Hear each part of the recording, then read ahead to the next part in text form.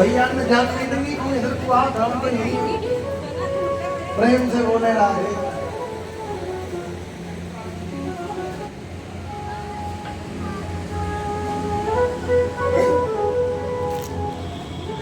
सज्जनों, तो यज्ञ का जो ब्राह्मण हो बड़े सोच समझ के तय करना चाहिए।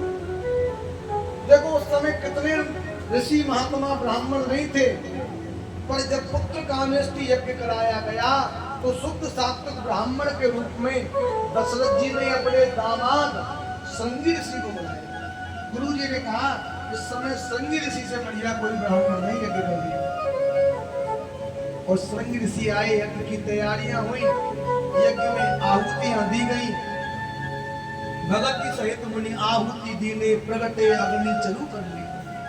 अग्निदेव प्रसन्न हो गए, चलू का कलश लेके प्रकट हुए। वशिष्ठ जी ने लिया, कहा राजन तुम्हारा यज्ञ सफल हो, इसको बांट दो अपनी रानियों। तो दशरथ जी ने आधा कौशल्या जी को दिया, आधे के 2 भाग कर दिए। अर्ध भाग कौशल्या ही देना, वह भाग आधे कर दिए। आधे के 2 हिस्से सुमित्रा जी और कैकेयी को दिए। क्योंकि भागवत में तो राम कथा 2 अध्याय की है, भागवत में राम कथा मात्र 2 अध्याय की है। वो क्यों सुनाई? ना सुनाते तो कोई जरूरी नहीं था, पर परीक्षित जी को सुखदेव जी ने इसलिए सुनाई कि भगवान कृष्ण लीला पुरुषोत्तम है और राम जी मर्यादा पुरुषोत्तम है। जब तक कोई मर्यादा को नहीं जानता, लीला को नहीं जान सकता। लीला में पर शंका हो जाती है, और भगवान की कथा में शंका होना, लीला में शंका होना नरक में ढकेल देता है। तो पहले मर्यादा रूप की कथा सुनाई और बाद में फिर लीला रूप की कथा सुनाई। कि भगवान मर्यादा में रहते हैं तो अपने पिता के वचन को रखने के लिए वन-वन भटकते हैं। मर्यादा में रहते हैं तो समाज के हित के लिए अपनी प्राणों प्यारी पत्नी को त्याग देते हैं, क्योंकि समाज का हित करना है।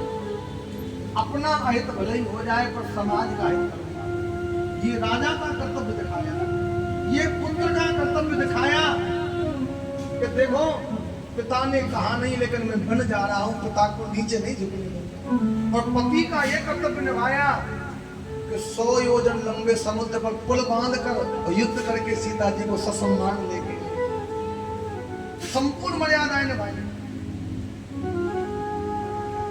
अगर ये मर्यादा की कथा परीक्षित जी नहीं सुनते तो कृष्ण की लीलाओं में शंका हो जाती, मुक्ति नहीं होती। सज्जनों, सुमित्रा जी के हिस्से को एक चील लेके उड़ गई, जिसको तुम बाज बोलते हो।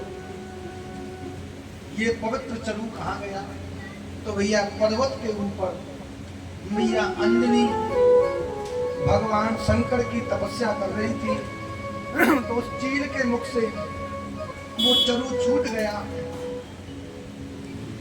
और पवन देव की कृपा ऐसी हुई कि वो मैया के हाथ में आ गया। मैया ने भगवान का प्रसाद समझ के उसको पा लिया, इसीलिए हनुमान जी प्रकट हुए। इसी रिश्ते से हनुमान जी भगवान राम के भाई लगते। कौन लगते? भाई। और राम जी ने कई बार कहा हनुमान जी से, तुम मम प्रिय भरत ही सब भाई। हनुमान जी, जो तुम मेरी इतनी सेवा करते हो ना, मुझसे इतना प्रेम करते हो भरत की तरह, इसलिए करते हो क्योंकि तुम भी भरत की तरह मेरे भाई हो। क्योंकि जिस अंश से मैं प्रकट हुआ हूं उसी से तुम प्रकट हो। और सज्जनों, सुमित्रा जी का दुख देखा तो महारानी कौशल्या और महारानी कैकेयी ने अपने में से भी दे दिया। बहन तुम उदास हो, देखो घर का प्रेम कैसे बने। घर में 4 भाई हैं, चारों के विवाह हो गए, वो आपस में अलग ना हो, एक जगह भाई बने रहे, वो लाठी टूटे नहीं। तो उसके लिए माताओं को शिक्षा लेनी चाहिए रामचंद्र। सुमित्रा जी के पास चलू नहीं रहा तो मैया कौशल्या और कैकेयी ने अपने में से दे दिया। बहन, हमारे पुत्र होगा, तेरे पुत्र नहीं होगा, ये दुख तो देखा नहीं जाएगा। ले इसमें से थोड़ा थोड़ा। और आज क्या होता है, अगर दौरानी पैसा मारी बन गई और जेठ जी की थोड़ी हालत कम है तो कहती है देखो कर्म का फल भोगने बड़ा माल मार लिया था हमारे, और देखो हमारे तो सब आनंद है। खबरदार एक कील दे मत देना अब इनको। गाय की तो कथा सुनी, गाय का तुमने भजन पूजा पाठ किया, तुम दूसरे को दुखी देखकर प्रसन्न होते हो, तुम्हारा भजन नष्ट हो गया।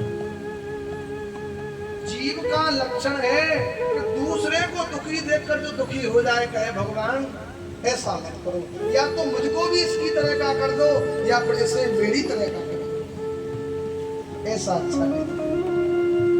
जब तुम दूसरे के दुख को अपना दुख मानकर प्रार्थना करो तो समझो तुम्हारे मन में राम राज्य चल रहा है, राम का हृदय तुम्हारा हृदय है।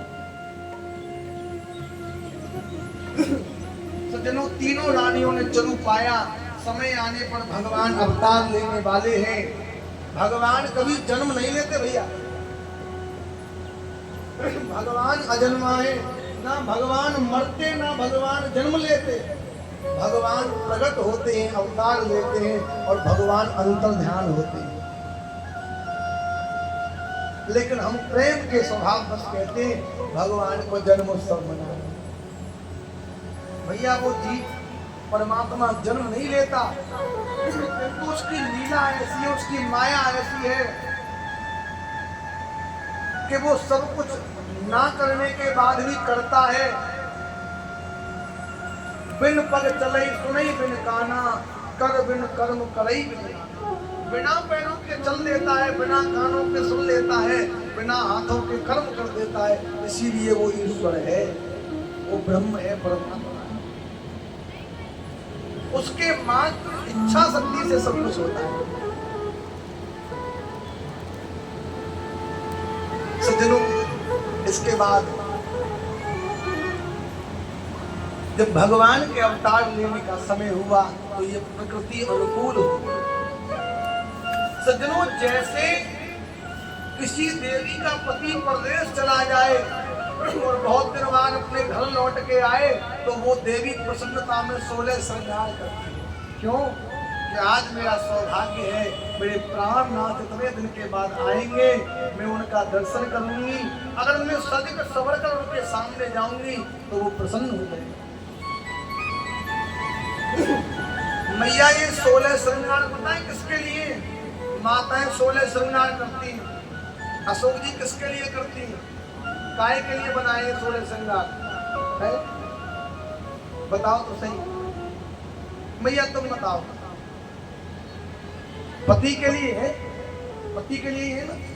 जब किसी बेटी का विवाह हो जाता है, वो सौभाग्यवती बन जाती है, तो ये 16 श्रृंगार सौभाग्य के चिन्ह है। क्योंकि जब अपनी पत्नी को श्रृंगार युक्त देखता है तो पति प्रसन्न होता है। क्यों प्रसन्न होता है?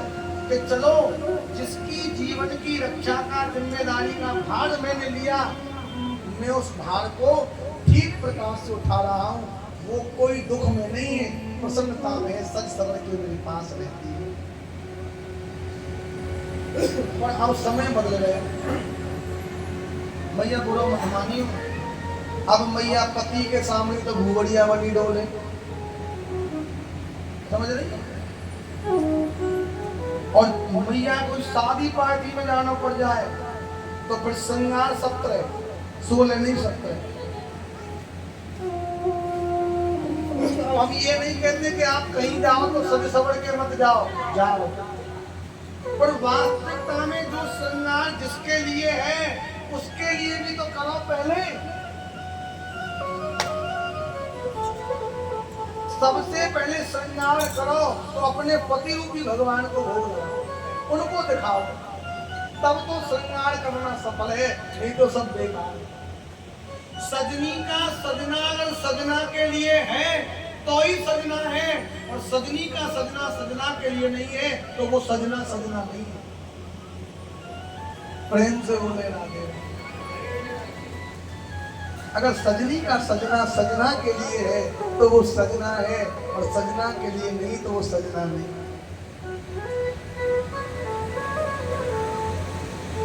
मेरे कहने का मतलब ये क्यों है कि देखो, मैं देखता हूँ और शहरों में ज्यादा देखता हूँ, गाँव में तो ये नहीं है कि माताएं अब अपने सौभाग्य चिन्ह करना भूल गई। अरे भगवान ने बड़ी कृपा की, तुमको अपना ही रूप तुम्हारे पति के रूप में प्रदान किया और तुमको 16 श्रृंगार के चिन्ह दे दिए। पर मैं देखूं सबसे ज्यादा सौभाग्यवती मैया, वो गांव की भाषा में कहूं तो रावण की तरह डोले। ये अच्छा लगता है? अरे भगवान ना करे जीवन में कोई ऐसा कर्म तुमसे बन जाए कि वो तुम्हारा सौभाग्य छिड़ गया तो दुनिया तुमको एक चंदन की बिंदी नहीं लगाने देगी, इतने ताने मारेगी, तुम अपने सौभाग्य को अपने आप नष्ट कर रही हो। अरे भगवान ने पति बना रखा है, तुम्हारे सर पर उनका हाथ है, तो 16 श्रृंगार करो पति के लिए। तुमको विवाह शादी पार्टी में तो वो श्रृंगार बड़े अच्छे लगते हैं और पति के सामने बड़े बुरे लगते हैं, जबकि उसी के कारण वो श्रृंगार है। वो नहीं रहेगा ना तो दुनिया तुमको हंसने तक नहीं देगी। श्रृंगार तो बहुत बड़ी बात है। और ये जो व्यभिचार फैल रहा है भैया आजकल, ये इसीलिए फैल रहा है कि माताएं पति के सामने अपने जो रक्षक है उसके सामने सजना नहीं चाहती, अकेले कहीं शादी पार्टी में जाएंगी तो सज के जाती है। देखो पति के संग जाओ, सज के जाओ तो वो भी अच्छा है, अकेले तुम किसको सज के दिखा रही हो बताओ? अगर तुम भगवान को दिखा रही हो तो भगवान तो घट घट की जानते हैं तुम कैसी हो, उनके सामने श्रृंगार करो या मत करो। और जो श्रृंगार पति के लिए बनाए हैं, पति को तुमने दिखाया नहीं, अब अकेले पार्टी में जा रही हो, श्रृंगार 17 कर लिए 16 की जगह। ये 17 में श्रृंगार पता कौन सा है? मुझे ढोलक वाले ने बताई, गुरुजी तुम हम 17 श्रृंगार करो। मैंने किया 17 श्रृंगार तो कर ही ना है कोई, तुम लिख ही ना रही। बोले पंडित जी तुम्हें ना है पता, तुमने अभी कथा के शास्त्र पढ़े, समाज के ना पढ़े। भैया वो कौन सा शास्त्र है? बोले मैया भौं कटाने लग गई, बाल कटाने लग गई, ये 17 श्रृंगार है। बताओ, ये केस सौभाग्य की निशानी है। मैयाओं को रखाने चाहिए और भैयाओं को कटाने चाहिए। पर अचंभे की बात देखो, भैया रखाने लग गए, मैया कटाने लगी बात। और यहाँ होड़ में सबसे ज्यादा नंबर 1 कथावाचक व्यास, सबने लुगाई बने ढोल में। बताओ तुम ये किसको दिखा रहे हो? अगर तुम साधु सन्यासी हो तो केस बढ़ाओ, तो जटा बनाओ उनकी। बड़े ये दुनिया भर के शैम्पू एम्पू साबुन तेल का झंझट ही खत्म। और पुरुष हो तो नियम है कि 1.25 महीने के अंदर छोड़ कर्म करा लेना चाहिए, गाड़ी बाल कटा लेने चाहिए, व्यवस्थित करा लेने चाहिए। ये सब व्यवचार नहीं है तो क्या है? गद्दी पे थे बड़ी बड़ी बात, पड़ोपदेश कुशल बहुत तेरे जे आचर है ते नर नारी। बस बात कहने को है, जीवन में उतारने को नहीं। तो सज्जनों, प्रकृति के पति तो भगवान है। आज भगवान आ रहे हैं तो ये प्रकृति सजने लग गई, बड़ा सुंदर वातावरण हो गया। आप क्या समझते? नौमी तिथि मधुमास पुनीता, शुक्ल पक्ष अभिजित हरिता। नौमी तिथि मधुमास पुनीता, शुक्ल पक्ष अभिजित हरिता। मध्य दिवस अति शीतल धामा, मध्य दिवस अति शीतल धामा। अखिल लोक दायक विश्राम,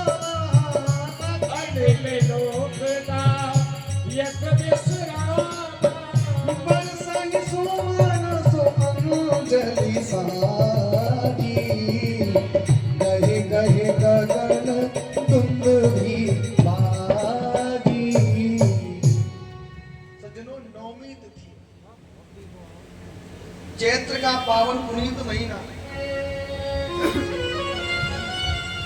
ना ज्यादा ठंड है ना ज्यादा गर्मी है, दिन के ठीक 12 बजे और भगवान चतुर्भुज रूप में मैया के सामने प्रकट हो गए। कैसे प्रकट हुए? चतुर्भुज रूप में। बोले चतुर्भुजी भगवान की। मैया ने कहा मैया प्रणाम। मैया ने देखा, बोले प्रभु ये मैया क्यों कह रहे हो? बोले तुम्हारे पुत्र बन के आए हैं ना। पुत्र बन के क्यों आए? बोले आप दोनों पति पत्नी पूर्व जन्म में मनु शत्रुघ्न थे, तुमने हमारी तपस्या करी, वरदान मांगो मैं तुम्हारी तरह को पुत्र चाहिए। तो मैंने सोचा आप सदस्य कहाँ खोजो जाई, मैं अपनी तरह का दूसरा कहाँ खोजूं, तो मैं ही स्वयं पुत्र बन के आ गया, क्योंकि मेरी तरह का दूसरा कोई है ही नहीं। मैया बोली झूठ बोल रही हो। मैया कौन से कह रही है बात है? भगवान से, सत्यनारायण से कि तुम झूठ बोल रहे हो। भगवान बोले मैया हम हैं ही सत्य, हम झूठ क्यों बोलेंगे? मैया बोली प्रभु तुम पुत्र बन के आए हो कि पिता बन के आए हो, ये तो भी बताती। जब संसार का पुत्र होता है तो इतना छोटा होता है कि मैया गोदी में खिला सके, दूध पिला सके। तुम इतने बड़े 10 फुट के बन के आए हो, तुम मैया गोदी में खिला देंगे। और प्रभु जब संसारिक पुत्र होता है ना, उसके 4 हाथ नहीं होते, 2 हाथ होते, मुट्ठी बंद होती। आपके तो 4 हाथ हैं, उसमें भी शंख चक्र गदा पद्म हाथ में। संसारिक पुत्र जब होता है तो नीलांबर श्वेतांबर पीतांबर मणि पहन के नहीं आता। तुम तो ये सब पहन के आए हो, तो नंगा आता। और प्रभु अब मैं कैसे मानूं कि तुम पुत्र हो? तुम तो बाप हो हमारे। भगवान बोले भैया क्या करें? कि देखो तुमको पुत्र बनना है ना, तो ये 2 हाथ हटाओ, ये शंख चक्र गदा पद्म हटाओ, छोटे बन जाओ, ये नीलांबर पीतांबर ये मणि मालिक सब हटा दो, नंगे हो जाओ। भगवान बोले भैया क्या कह रही है? चलो मैं आपके कहने पर छोटा बन जाता हूँ, ये आयुध हटा देता हूँ, पर तुम कह रही हो नंगे हो जाओ। अरे मैया मेरी माया ने जगत को नंगा कर दिया, लेकिन आज मैं देख रहा हूँ कि भक्त के प्रेम में भगवान नंगे हो गए और भगवान नग्न हो गए। जैसा मैया ने कहा वैसे हो गए। बोले अब तो लाला बन गए, अब तो प्रसन्न हो जाओ। मैया बोली अब मैं जाके जो कहूँगी मेरे लाला हो। प्रभु तुमको संसार की रीति पता नहीं। जब लाला होए ना तो वो होते ही जन्म लेते ही रोवे माँ माँ माँ। तो बालक को जन्म देते समय वह देवी को जितनी पीड़ा हुई है वह सब कष्ट भूल के प्रसन्न हो जाए कि देखो मोते माँ कह रही बालक की याद। तो तुम भी रो। भगवान बोले मैया राम राम राम क्या कह रही हो? हम संपूर्ण संसार का रोना बंद कर देते हैं। कोई जीव कितने भी दुख में रो रहा हो, अगर हमारा नाम एक बार ले ले तो उसका दुख दूर हो जाता है, वो रोना बंद करके हंसता है। और तुम कह रही हो हम ही रो में? मैया बोली अगर मेरी गोद में आना है, मेरा प्रेम पाना है तो रोना पड़ेगा। तो भगवान बोले माता पुण्य बोली सोमत डोली तज उताती है रूपा की जय सुशीला अति प्रियशीला ये सुख परम सुन वचन सुजाना रोदन ठाना होए बालक सुन भूपा यह चरित जेगा वही हर पद पावई तेना पड़ई। भगवान ने ऐसा ही किया। तो एक आध्यात्म समझने वाली बात है। अगर भगवान को मैया का प्रेम पाना था तो भगवान छोटे बन गए, 2 हाथ हटा दिए, अपने वो आयुध हटा दिए, जो शक्ति थी हाथ में वो हटा दी, नंगे हो गए और रोने लगे। कहने का मतलब सज्जनों भगवान एक शिक्षा दे रहे हैं। अगर तुमको माता पिता गुरु का आशीर्वाद चाहिए तो अपनी मान प्रतिष्ठा सम्मान सबको भूल जाओ जब उनके पास जाओ। अपना ऐश्वर्य सब भूल जाओ, अपनी पहुंच सब भूल जाओ, उनके चरणों को जाके पकड़ लो और इतने छोटे बन जाओ, कह दो कि मुझसे छोटा गुरुदेव मैया या दुनिया में कोई नहीं है। मैं तेरी शरण में पड़ा हूं, अगर तेने गोद नहीं लियो तो मेरा जीवन नहीं। इस भाव से तुम रो, तब तुमको वो प्रेम प्राप्त होगा जिसकी तुमने कभी कल्पना नहीं की। और हम आजकल क्या देख रहे हैं, नौकरी का रोग या पद का रोग या धन का रोग, सब लोग माँ बाप और गुरु पे ही झाड़ते हैं। अरे भैया तुम जाके साहब होंगे होंगे, यहाँ तो बेटा हो, यहाँ तो चेला हो, तुम पैसे वाले होंगे, अपने लिए होंगे, तुम जिसका पेट भरते होंगे, पर तुम भूल गए इन्होंने तेरा पेट भर के तुझको इतना बड़ा किया। जीवन में कल्याण चाहते हो तो माँ बाप और गुरु के सामने छोटे बन के रहो और रोते रहो। रोते रहने का मतलब है उनके सामने सदा विनम्र बन के रहो। मैं कुछ नहीं हूँ, तुम कहोगे तो सब कुछ हूँ, अन्यथा मैं कुछ नहीं। तब जीवन का कल्याण होगा। प्रेम से बोले राधे। और सज्जनों, इस प्रकार भगवान बाल रूप बन गए, रोने लगे। और जब जोर जोर से रोए तो एक दासी दौड़ के आई, सुंदर से नीलमणि लाला को दर्शन की और दौड़ के गई, महाराज बधाई हो, बधाई हो, बधाई हो। दशरथ जी ने पूछा क्या हुआ? अरे महाराज आपका यज्ञ सफल हो गया, गुरुदेव का आशीर्वाद सफल हो गया, आपके घर में बड़ी रानी पर सुंदर से नीलमणि लाला को जन्म दे गया। दशरथ पुत्र जन्म सुन काना मानहु ब्रह्मानंद समाना। इतने प्रसन्न हुए दशरथ जी, अपने गले का 9 लखा हार बधाई में दे दिया। और एक दासी दौड़ के आई, महाराज बधाई हो, पुत्र हुआ है। दशरथ जी बोले मैं जानता हूँ, महारानी कौशल्या ने पुत्र को जन्म दिया है। बोले नहीं महाराज, अब तो बधाई दुगनी लूंगी, मैं तो ये कहने आई हूँ कि महारानी कैकेयी ने भी एक सुंदर पुत्र को जन्म दिया है। राजा ने हीरा मोती सोने चांदी के थाल भरे, एक दासी चला के आई, महाराज बधाई हो, पर बधाई दुगनी लूंगी क्योंकि मैं खबर सुना रही हूँ, ऐसा समाचार है, प्रसन्न हो जाओगे। महाराज 2 पुत्र रत्न हुए हैं। दशरथ जी बोले मैं जानता हूँ, एक तो कौशल्या का पुत्र है और दूसरा कैकेयी का है। बोले नहीं महाराज, अब तो बधाई मन मानी लूंगी क्योंकि मैं तो ये कहने आई थी, महारानी सुमित्रा ने एक संग 2 रत्नों को प्रकट किया। इतना आनंद आया सज्जनों, दशरथ जी की प्रसन्नता का ठिकाना नहीं रहा। ये खबर आग की तरह अयोध्या में फैल गई और समस्त अयोध्यावासी अयोध्या में आने लगे, राजा के महलों में आने लगे, बधाई लाने लगे, बधाई गाने लगे, लाला को आशीर्वाद देने लगे, दर्शन करने लगे, नाचने लगे, गाने लगे। प्रेम से बोले राधे। अच्छा अब हम भी चलें राम लला के दर्शन करने। भगवान भलो करे या बीजेपी सरकार जो यहाँ ने जन्मदिन मनवा दिया अयोध्या में। हाँ राम जी को दर्शन करवाए दियो, नहीं तो महाराज गोली चल जाए। अब तुम जितने हंस के कह रहे हैं ना राजा रामचंद्र की जय, माँ की आवाज ना कर रही राम जी के घर में। तो ये तो बीजेपी सरकार वाले को भलो मानो, जो राम राम कह रही है। तो आइए, तो देखो भाई दशरथ जी के यहाँ बधाई देवे चल रहे। अब कौन कौन चलेगा ये और बता दो पहले।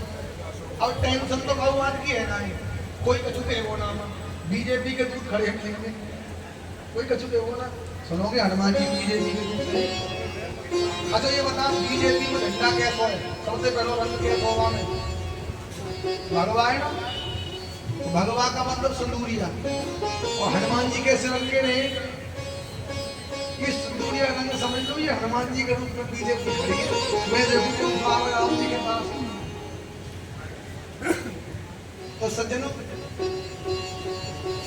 जो जो चले विशेष ध्यान दियो, मैं उत्सव में चल रही पहले तो मोते बधाई गई और गाँव नाम तो आशीर्वाद तो देंगे, गाँव के लाला आशीर्वाद पे जा रहे तो भगवान को आशीर्वाद दीजिए आज लाला के रूप में, जीवन भर तो नहीं दो आज दे दी। और भगवान ने या काया में कोई रोग नहीं दियो तो ताली बजाइयो, नृत्य करियो।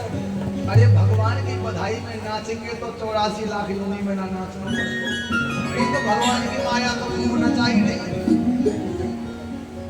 और बधाई लाए हुए तो दे दियो, और ना लाए हो तो कान में कह दियो राम राम। याद है बड़ी भूल, कोई बधाई ना है। वस्तु की तो कीमत है सके, और नाम की कोई कीमत नहीं है। अगर वस्तु रूप में बधाई ना हो तो मन में कह दियो राम राम, यही सबसे बड़ी बधाई है। प्रेम से बोले राधे। आइए सभी चले।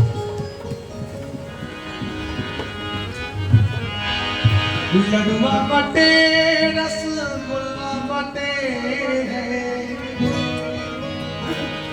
लडुआ बटे रसगुल्ला बटे, क्यों बटे? ये चारों ललना प्रगट भैया अवध में लडुआ बटे, चारों ललना प्रगट भैया अवध में लडुआ बटे, ललना प्रगट भैया अवध में लडुआ बटे। लडुआ बटे रसगुल्ला बटे, लडुआ बटे रसगुल्ला बटे,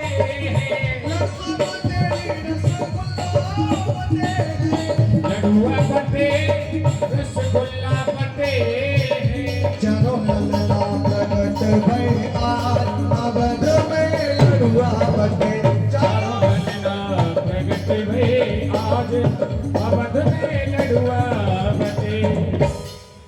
अशोक भैया सत्य बताओ, तुम्हारे यहाँ ऐसे ही बधाई मनावे? लडुआ बटे, लडुआ बटे ऐसे ही मनावे? बेटी ने बताओ, ने सिखाओ, तुम बताओ बधाई कैसे मनाई है?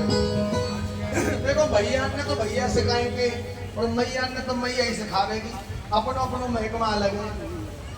तो तुम सिखाओ, ये जब ही सीख जाएंगी तो कहो बताओ इन्हें राम जी की बधाई कैसे मना रही है?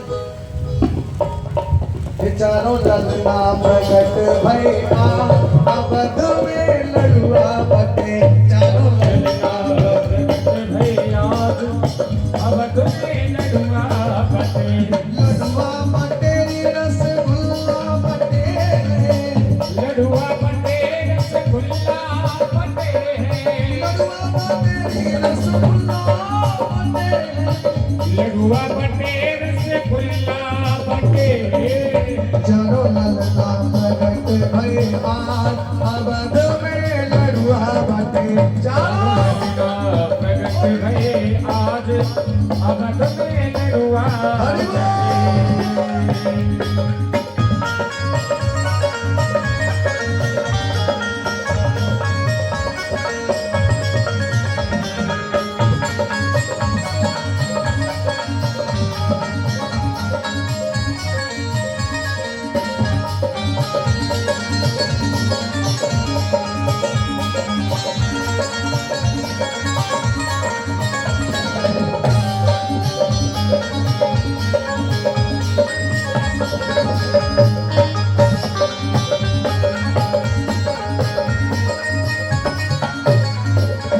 समाचार सुन सखियां आई, समाचार सुन सखियां आई, समाचार सुन सखियां आई, समाचार सुन सखियां आई, सखियां आई सुन सखियां आई, सखियां आई सुन सखियां आई।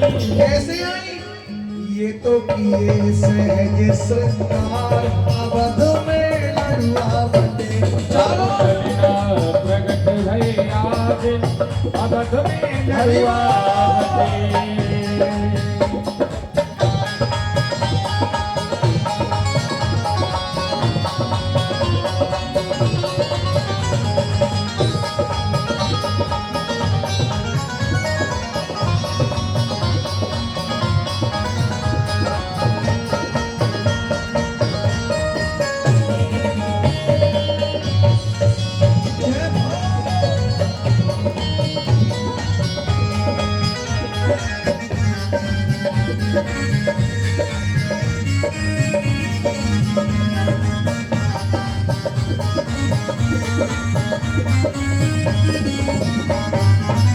मंगल द्रव्य लिए हाथन में, मंगल द्रव्य लिए हाथन में, मंगल द्रव्य लिए हाथन में, मंगल द्रव्य लिए हाथन में।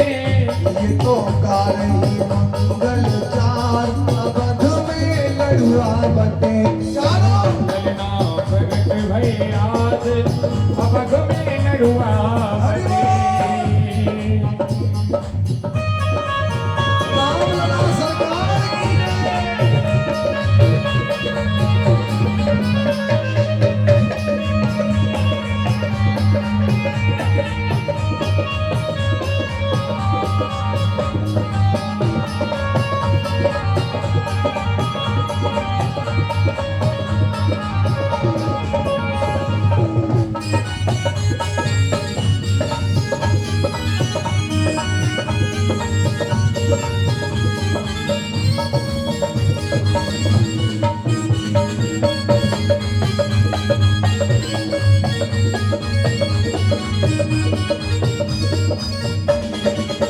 चंदन चौक पुराओ मोरी बहना, चंदन चौक पुराओ मोरी बहना, चंदन चौक पुराओ मोरी बहना, चंदन चौक पुराओ मोरी बहना। तेरी स्वर्ण कलश के द्वार, अवध में लड़ुआ बटे चारों। ललना प्रगट भई आज, अवध में लड़ुआ बटे।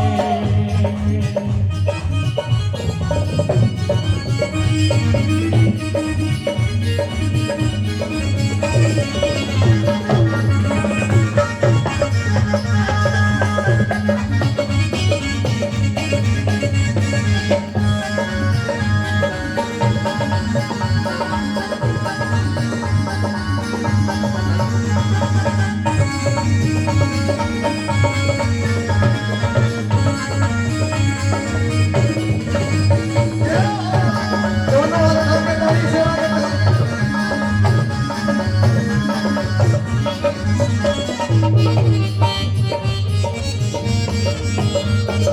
हरि बोल।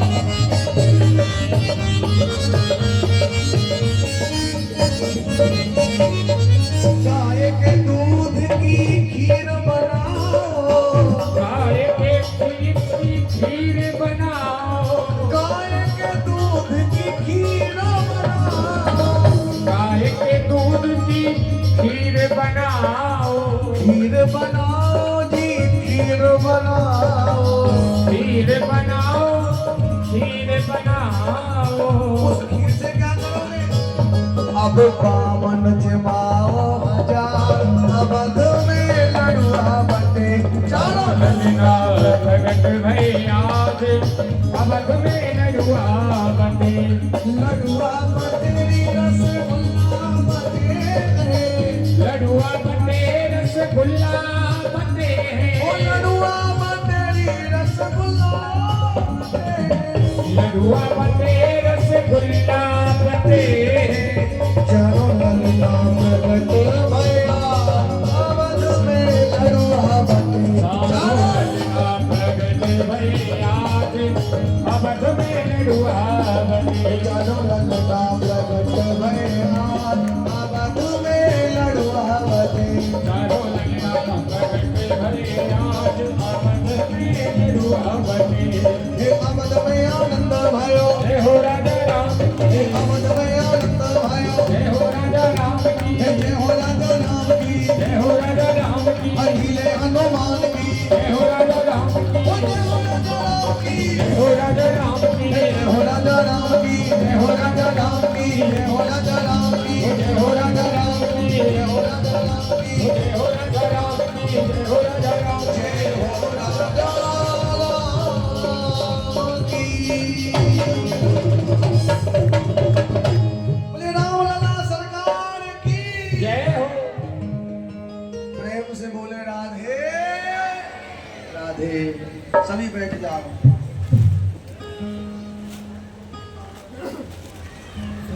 देखो भैया, अब तुम्हें एक और बात सही सही बताऊं।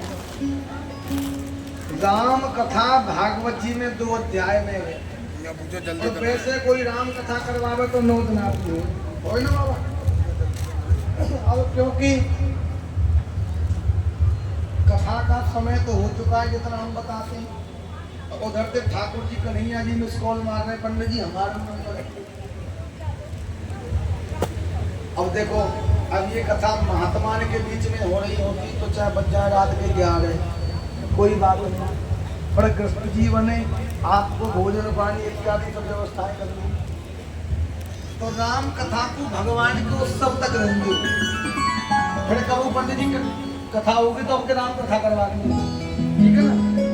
अब के भागवत नहीं है तो भले अगली बार राम कथा सुन लेंगे। जय श्री राघवेंद्र सरकार की इच्छा, हमारी कोई इच्छा नहीं। प्रेम से बोले राधे राधे। पर मैं राम कथा को अधूरी में नहीं छोड़ूंगा। जब किसी चीज का पूरा पाठ नहीं कर पाओ तो प्रत्येक शास्त्र का एक श्लोक ऐसा बनाए जिसमें कम समय में संपूर्ण पाठ हो।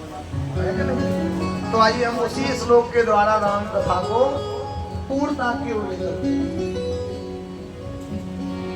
आदौ राम तपोवनादि गमनम हत्वाम्रगम कांचनम वेदेहि हरणम जटायुमरणम सुग्रीव संभाषणम बाली निग्रहणम समुद्रतरणम लंकापुरी दाहनम पश्चात् रावण कुंभकर्ण हननम एतद् रामायणम। बोली राम लला सरकार की।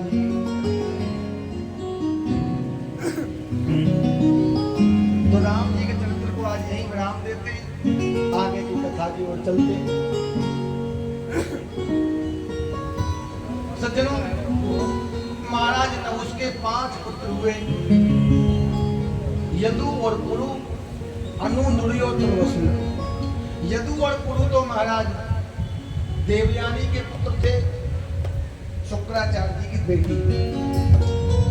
शुक्राचार्य जी को जब शर्मिष्ठा ने कुएं में धक्का दे दिया तो महाराज ययाति ने उनको निकाला कुएं से।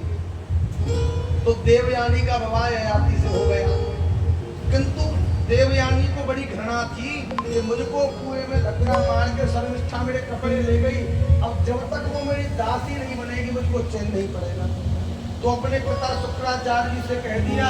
तो शुक्राचार्य जी ने विश्वकर्मा गंधर्व से कहा, दैत्यराज से कहा, देख अगर तू अपनी बेटी को मेरी बेटी की दासी नहीं बनाएगा तो मैं समस्त ये जो तुम्हारा दैत्यों का कुल है सबको नष्ट कर दूंगा। तो डर के कारण अपनी बेटी शर्मिष्ठा दासी बनाते थे। किंतु महाराज ययाति ने देवयानी को भी पत्नी माना और उसको भी पत्नी मान लिया। तो देवयानी से 2 पुत्र हुए, यदु और पुरु, और शर्मिष्ठा से 3 हुए, यदु, अनु, नुरि और दुर्वसु। और जब शुक्राचार्य जी को पता लगा कि मेरे दामाद ने मेरे बेटी की दासी को भी पत्नी मान लिया है तो श्राप दे दिया, मूर्ख, तुझको बड़ी जवानी चढ़ी है, तू दासी का संग भी पत्नी जैसा भोग करता है, जा तो बूढ़ा होगा। तो महाराज ययाति बूढ़े हो गए। तो ययाति जी ने कहा, सुनो, तुमने मुझको श्राप दे दिया, बूढ़ा बना दिया, पर दुख मुझको नहीं अब तुमको होगा। क्यों? तुम्हारी बेटी तो युवा है, जवान है, और मैं बूढ़ा हो गया। और तुम्हारी बेटी को जब काम सताएगा तो तुम्हारी बेटी जब काम से पीड़ित होगी तो उसको पाप करना पड़ेगा, क्योंकि पति को तो तुमने बुरा बना दिया। तो शुक्राचार्य जी को बड़ा पछतावा हुआ। तो कहा, तुमको वरदान देता हूँ कि अगर तुम्हारा कोई पुत्र तुमको अपनी जवानी दान में दे देगा तो तुम जवान हो जाओ। तो 4 पुत्रों ने मना कर दिया। पुरु ने हाथ दिया कि मेरी जवानी दे दो।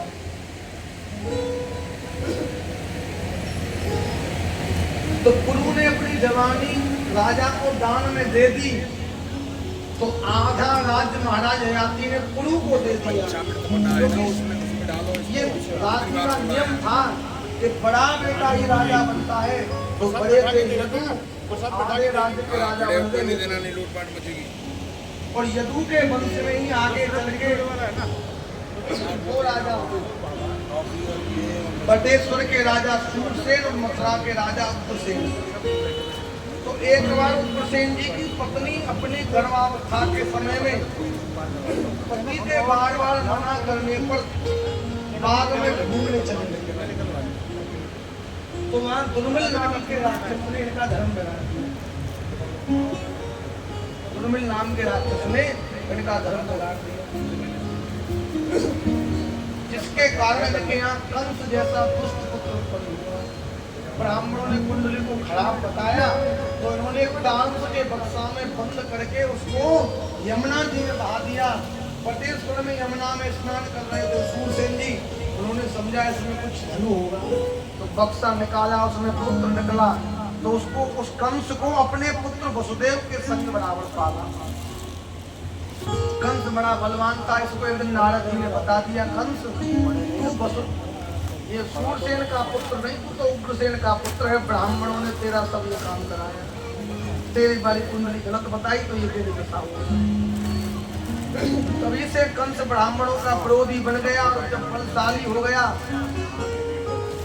अनेक दैत्यों को अपनी ओर मिला लिया। तो भैया इसने मथुरा पे आक्रमण किया, अपने पिता को कारागार में डाल दिया, स्वयं राजा बन गया, ब्राह्मणों पर अत्याचार करने लगा। एक दिन इसने देखा कि इसके जो चाचा हैं देवक वो बहुत दुखी है। पूछा तुम दुखी क्यों हो, क्या मेरा राजा बनना तुमको अच्छा नहीं लगा? तब देवक ने कहा राजन आपके राजा बनने से मुझको कोई दुख नहीं, पर मेरी बेटी देवकी विवाह योग्य है और जब बाप की बेटी विवाह योग्य हो जाए समय से विवाह ना हो तो पिता को चिंता होती है। तो इसने कहा तुम चिंता मत करो, देवकी आपकी बेटी ही नहीं मेरी बहन भी है, मैं विवाह करूंगा। और अपने मित्र वसुदेव के संग विवाह कर दिया, जबकि वसुदेव जी के 6 विवाह पहले हो चुके थे, पर 7वां विवाह देवकी के संग कर दिया। लाड़ प्यार से विदा करने जाने लगा। अब देवताओं ने देखा ये दुष्ट इतना पुण्य करेगा तो भगवान का अवतार कैसे होगा। तो आकाशवाणी कर दी, मूढ़ कंस तू जिस देवकी को इतने प्रेम से विदा करने जा रहा है इसका स्तन गर्भ तेरा काल होगा। तो बुद्धि बिगड़ गई, रथ की लगाम खींची, बयान से तलवार निकाली, देवकी के केस पकड़ के मारना चाहता था, किंतु वसुदेव जी ने बता दिया सुनो राजन, ये तुम्हारी बहन नहीं समय मेरी पत्नी है, इसकी रक्षा का भार मेरे ऊपर है। अगर इसका बाल भी बांका करोगे तो उससे पहले मुझको तुमसे युद्ध करोगे। तो कहा तुमने आकाशवाणी नहीं सुनी? वसुदेव जी ने कहा आकाशवाणी सुनी है, पर इसका मतलब ये नहीं कि देवकी की हत्या कर दी जाए। अरे देवकी की संतान से तुमको भय है, मैं 8 संतान क्योंकि वसुदेव जी ने जीवन में कभी झूठ नहीं बोला, तो उसने विश्वास कर लिया और कहा जब तक 8 संतान नहीं होती तुम मेरे यहाँ जेल में रहो। जेल में डाल दिया। समय आने पर प्रथम पुत्र हुआ, वसुदेव जी देने गए, पर इसको दया आ गई मेरा तो खतरा है वो आज मार। किंतु देवताओं ने फिर नारद जी को भेज दिया। नारद जी ने कहा तुम कंस को नहीं जानता, देवता बड़े चालाक है, कब कौन सा पहला कौन सा 8वां कौन सा पहला कौन सा 7वां अष्टकमल के माध्यम से गिनती गिनवाई, जहाँ से गए तो कोई हाथ आ जाए। उसने एक एक करके 6 पुत्रों को पत्थर पे पटक के मार दिया। 7वें में आए शेष भगवान, किंतु भगवान की माया ने इनको देवकी के गर्भ से हटाकर वसुदेव जी की सबसे बड़ी पुत्री रोहिणी के गर्भ में स्थापित किया।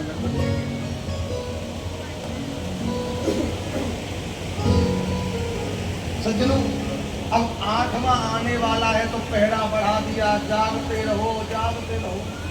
तो भादों के महीने में अष्टमी तिथि को कृष्ण पक्ष में रात्रि के ठीक 12 बजे भगवान कारागार में प्रकट हो गए चतुर्भुज रूप में।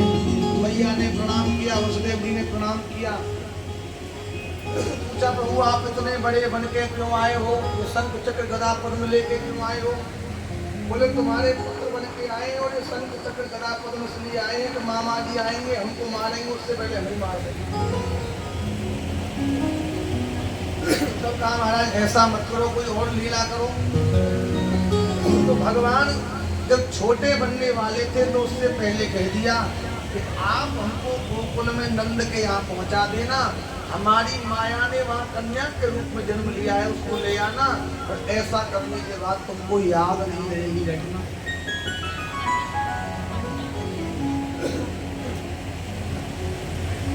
वसुदेव जी बोले प्रभु मेरी तो बेड़ियां लगी हुई हैं, ताले लगे हुए हैं, कैसे जाऊंगा? बोले जब आप हमारी शरण ग्रहण करोगे तो सब ठीक हो जाएगा। जब भगवान छोटे बने लाला रूप में आए, वसुदेव जी ने स्पर्श किया तो बेड़ियां टूट गई, सूप में रखा और जैसे ही चलने लगे तो ताले टूट गए, पहरेदार सो गए और घोर अंधेरी रात महाराज, बिजली कड़क रही थी, मंद मंद वर्षा हो रही थी और बीच में पड़ गई यमुना। और यमुना में जैसे ही प्रवेश किया वसुदेव जी ने, यमुना जी ने देखा आज तो मेरे स्वामी मेरे पास आए हैं, तो इनके चरण छू के प्रणाम करो। तो यमुना जी का जलस्तर बढ़ने लगा, यमुना में बाढ़ आने लगी, इतना जल बढ़ गया वसुदेव जी की दाढ़ी तक आ गया। वसुदेव जी को पीछे पता नहीं क्या हो रहा है, शेष भगवान छाया किए हुए हैं और अब लगता है कि इस बाढ़ में मैं तो डूब के मर ही जाऊंगा, मेरा लाला ना मर जाए। तो जोर जोर से हल्ला मचाने लगे, अरे कोई ले आओ, कोई तो ले आओ, कोई तो लाला को बचाओ, कोई ले आओ। तो यमुना के किनारे कोयले नाम के दो गांव बस गए, छोटो कोयलो बड़ो कोयलो। सज्जनों, भगवान ने देखा कि हमारी पत्नी यमुना जी को हमारा प्रेम तो याद है और बहुवर ससुर की मर्यादा क्या है ये भूल गई, हमारे पिताजी की दाढ़ी पकड़ ली तो अपना चरण नीचे लटका दिया, यमुना जी चरण स्पर्श करके नीचे उतर गई। लाला को लेके वसुदेव जी गए, यशोदा जी की बगल में सुला आए और वहां से कन्याएं लेके आ गए। और ये कन्या तो है ही माया, उस माया ने आते ही माया फैला दी, ताले लग गए, बेड़ियां लग गई, पहरेदार जाग गए। क्यों? क्योंकि ये जोर जोर से रोने लगी। कंस को पता लगा, दौड़ के आया, जबरदस्ती छिना लिया और पत्थर पे पटक के जैसे ही मारना चाहा, हाथ से छूट गई। अष्टभुजी में कहती है किम मया हत्या बंदा, अरे मूर्ख तू मुझको क्या मारना चाहता है? तेरे मारने वाला तो ब्रज में आ चुका है, अब गांव को नाम नहीं बतायो। तो भैया कंस को है गई चिंता, टेंशन, अब मामा है तो टेंशन में। अब ब्रज की घटना सुनो। एक बार की बात है, नंद बाबा काऊ काम से ब्रज में घूम रहे तो एक पंडित जी ने पाल आगे कर दे, प्रणाम कर दे। पंडित जी अशोक जी की तरह के होंगे कोई, तो पंडित जी ने आशीर्वाद दिया, बाबा पुत्रवान भव। तो बाबा बोले पंडित जी क्यों हंसी उड़ा रहे, 80-85 को बूढ़ो है कोई लाला हो। तो पंडित जी बोले बाबा सूखे सन्नाटे में लाला ले रहे हो, अरे देख माल खवा पंडित ने जमा और देख फिर लाला हुए के ना हुए। तो बाबा ने सोची पंडित जी की भोजन की इच्छा है, तो एक दिन प्रसन्नता में संपूर्ण ब्रज के ब्राह्मणों को भंडारा कर दियो। ब्रज के ब्रजवासी भंडारे में पावे आए ब्राह्मण। अब ये नियम हुए ब्राह्मणों को जब पड़ोस गाई होए ना भोजन पड़ोसे तो तब तक ब्राह्मण कीर्तन करे, मंत्र बोले कोई। तो यहाँ ब्रजवासी ब्राह्मण मंत्र बोल रहे, ये ब्रजवासी ग्वाल बाल तो करे पूरी राय को इनकी कोई ना सुने। ब्रजवासी ब्राह्मण तो कीर्तन कर रहे, हलवा पूरी खाओ बाबा को लाला लाओ, रसमलाई खाओ बाबा को लाला लाओ। तो एक ग्वाल बाल दौड़ के गए, बाबा ये कैसे पोंगा पंडित को लाए हो,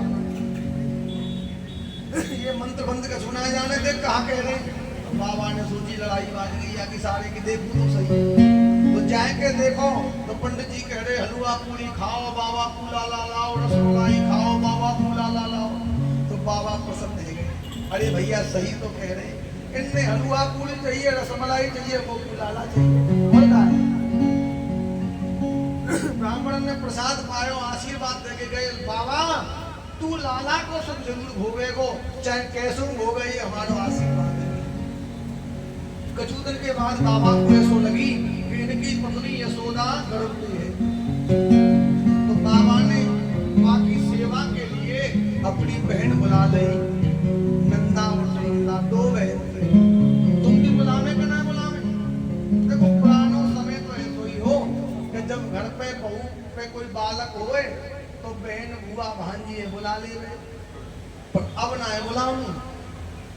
अब तो पता कहा के अब बुआ पता लग गई कि भतीजे की बहू पे कछु होए वो, तो बुआ फोन करेगी, चोरे दाढ़ी के बताई ना बहू के कछु है।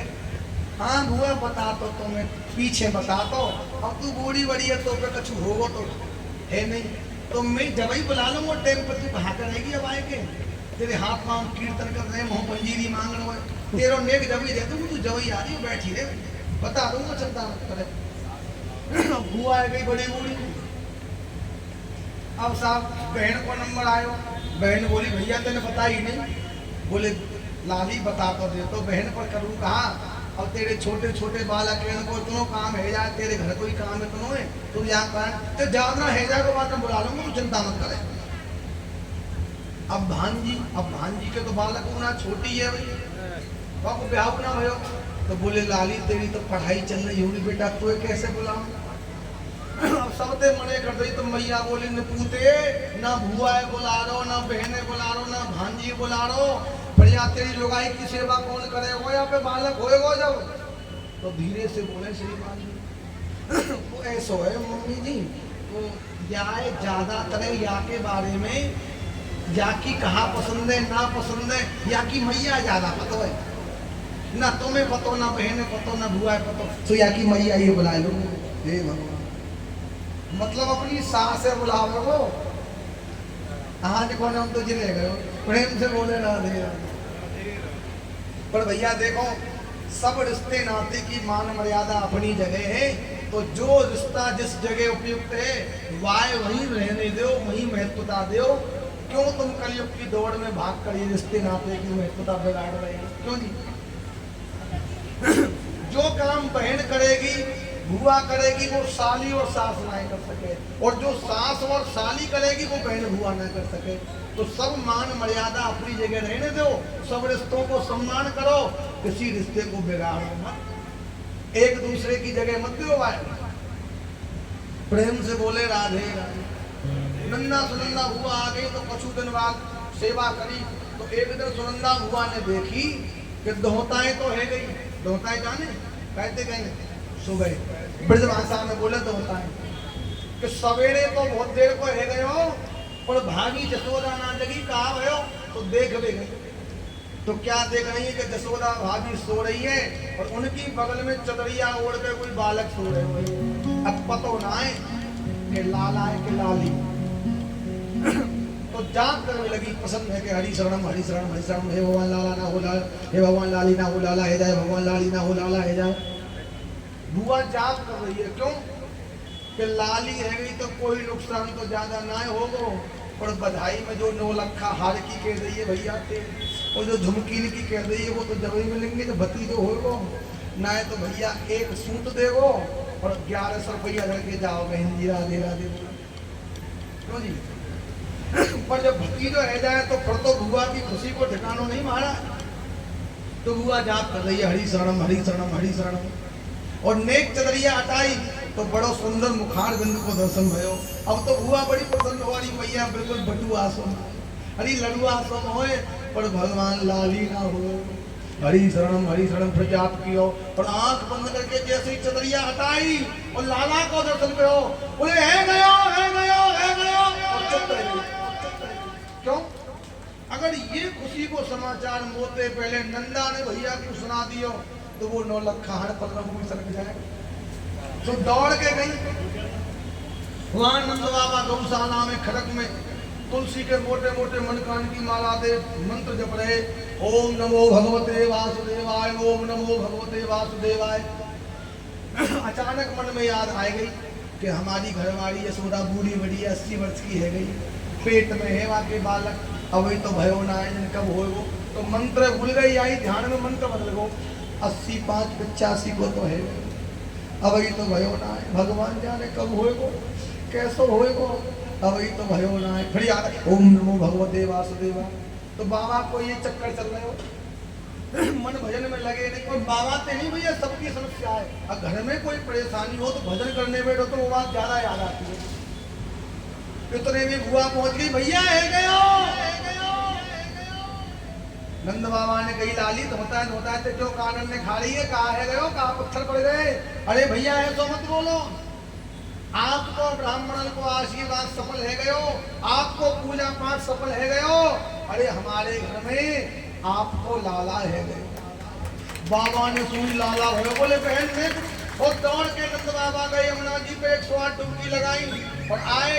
वहां के बाद वस्त्र पहने, बढ़िया धोती काची ढंगुड़िया पहनी, सर पे पगड़ी बांधी, कमर में फेंट बांधी, आंखन में नहनो काजल लगायो, मूछन पे ताव लगायो और बढ़िया श्रृंगार करके और ब्रजवासी ने खबर सुनाई और बोले बेटा मैं कैसो लग रहे हूँ, कैसो लग रहे हूँ, बताऊं कैसे श्रृंगार करो। बाबा ने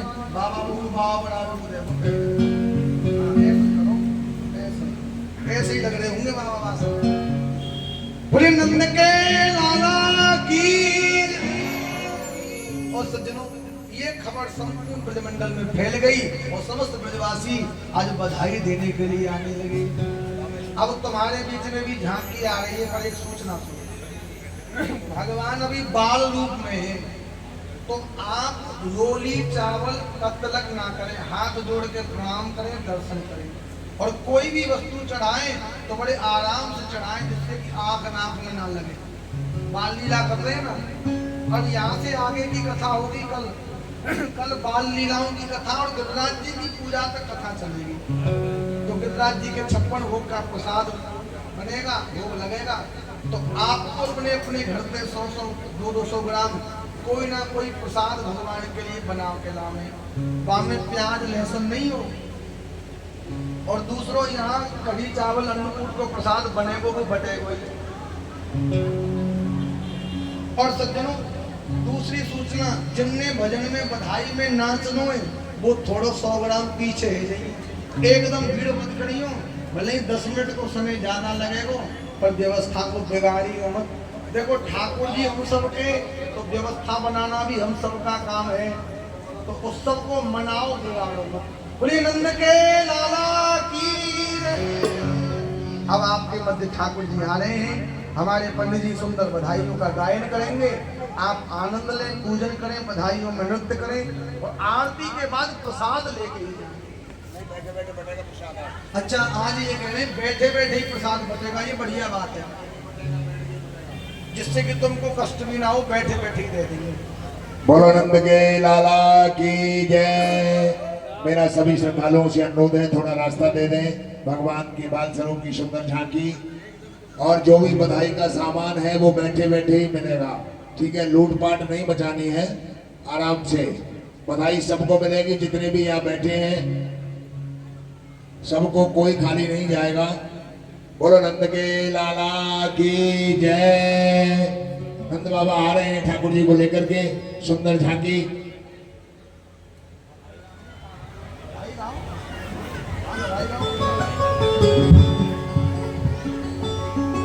हो जन्मे है कुंवर कन्हैया,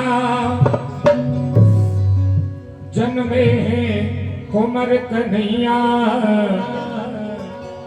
हो गोकुल में बधाई आज रही, जन्मे है कुंवर कन्हैया।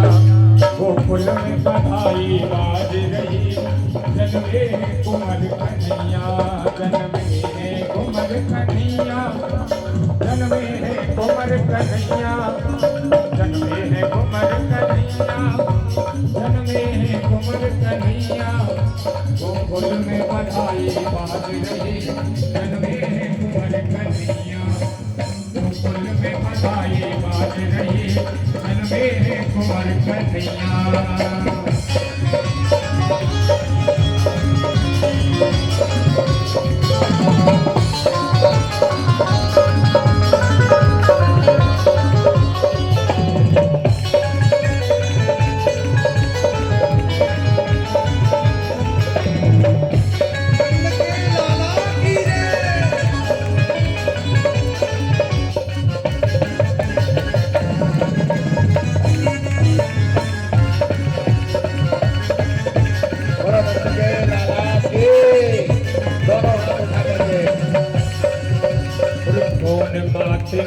जन्म दियो है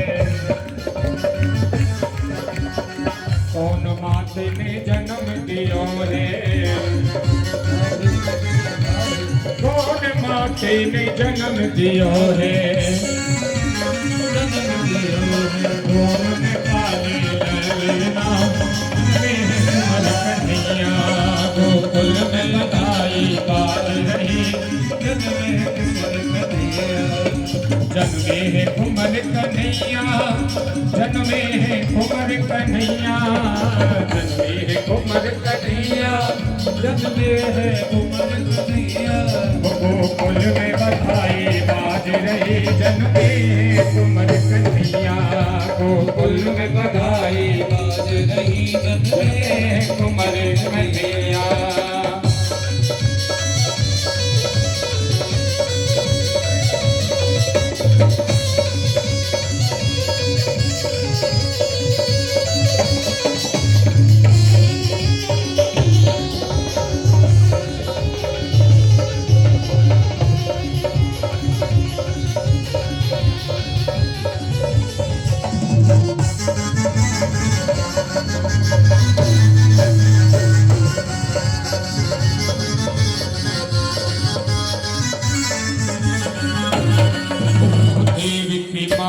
जन्म दियो है देव की माँ ने जन्म दियो है देव की माँ ने जन्म दियो है देव की माँ ने जन्म दियो है यशोदा ने पाले ललना बधाई बाज रही जन्मे कुंवर कन्हैया गोकुल में बधाई बाज रही और जन्मे जन्मे कुंवर कन्हैया जन्मे कुंवर कन्हैया जन्मे कुंवर कन्हैया जन्मे कुंवर कन्हैया गोकुल में बधाई बाज रही जन्मे कुंवर कन्हैया गोकुल में बधाई बाज रही और जन्मे कुंवर कन्हैया। देखिए जो लोग पूजन कर रहे हैं वो पीछे हो जाएं और जो पीछे से पूजन के लिए रहेंगे उनको आने दें।